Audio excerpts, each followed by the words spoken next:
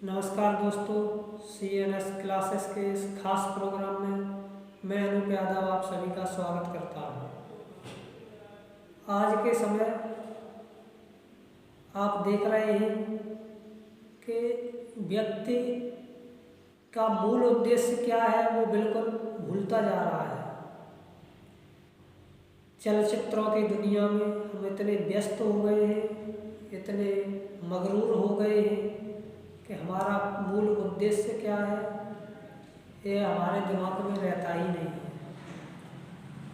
Entertainment की videos पर views को देख देख कर एक बात तो समझ में आती है कि आदमी अंदर से बहुत ही अकेला और दुखी है।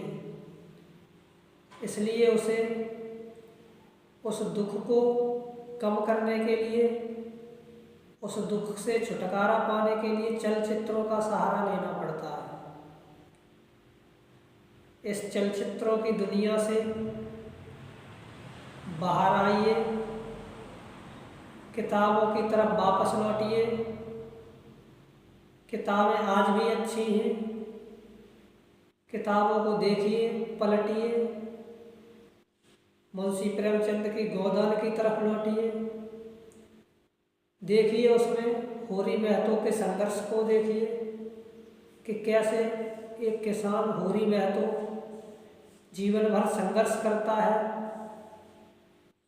उसमें उसकी पत्नी धनिया को देखिए, समझिए उसका स्ट्रॉन्ग करैक्टर कि इतनी परिस्थिति खराब होने के बावजूद भी वो कैसे मजबूती से सभी परिस्थितियों का सामना करती है। देखिए आप श्रीलाल शुक्ल के राग दरबारी को पलटिए, समझिए कि गांव की राजनीति किस हद तक है। गांव की राजनीति समझने के लिए कुछ पन्ने पढ़िए श्रीलाल शुक्ल की राग दरबारी के। आप कब तक मुंशी प्रेमचंद की पर्दा की तरह पर्दा डाले रहेंगे अपने जीवन पर?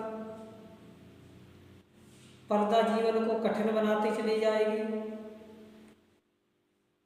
कब तक आप इस झूठे नकाब को, झूठे पर्दा को डाल करके जो आपका मूल चरित्र है, जो आपका मूल कार्य है, उससे बचते रहेंगे? किताबों की तरफ लौटिए। किताबें जो एक कोने में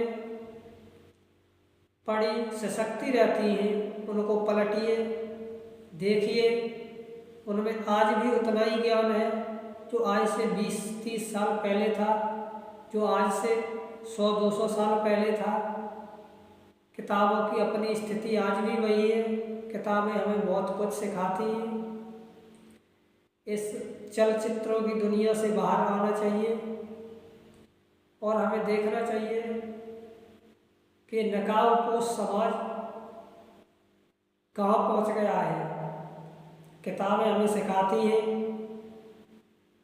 कि समाज दोहरा चरित्र अपनाता है। देखिए आप मुंशी प्रेमचंद की गोदान में दाता दीन पंडित के चरित्र से समझिए कि वो क्या है। आज हर एक समाज में, हर एक जगह एक दाता दीन पंडित व्याप्त है जो हमें संघर्षों के खाई में ढकेलता जा रहा है। किताबों से हमें बहुत कुछ सीखने को मिलता है। इस दूर संचार यंत्र ने किताबों का स्थान जो पीछे ढकेल दिया है उसे आप आगे लेकर आइए। इस दूर संचार यंत्र से थोड़ा अलग हटिए और देखिए कितनी सुंदर दुनिया है किताबों की। किताबों को पढ़िए। कहा जाता है कि ज्ञान जहाँ से भी मिले ले लेना चाहिए, जिंदगी भर हमें सीखना चाहिए। किताबें तभी नहीं पढ़नी चाहिए कि हमें एक डिग्री, एक कागज़ के टुकड़े के लिए ही किताबें नहीं पढ़नी चाहिए। किताबें हमें ज़िंदगी जीना सिखाती हैं, ज़िंदगी जीने का तरीका बताती हैं। सिर्फ हम किताबों का मोटिव यही समझते हैं कि किताबें सिर्फ हमें एक डिग्री और एक नौकरी तक सीमित रखती हैं। किताबें हमें बहुत कुछ जीवन में देती हैं। किताबों से बहुत कुछ सीखने को मिलता है। बाल विकास एवं मनोविज्ञान के अनुसार कहा जाता है कि एक व्यक्ति बॉम्ब टू टॉम्ब सीखता है माँ के गर्भ से, और जब तक उसकी मृत्यु नहीं हो जाती है तब तक व्यक्ति सीखता है। सीखने की प्रक्रिया निरंतर चलती है। यह हम नहीं, यह मनोविज्ञान कहता है। तो आज के लिए इतना ही। हमें दीजिए इजाज़त। धन्यवाद।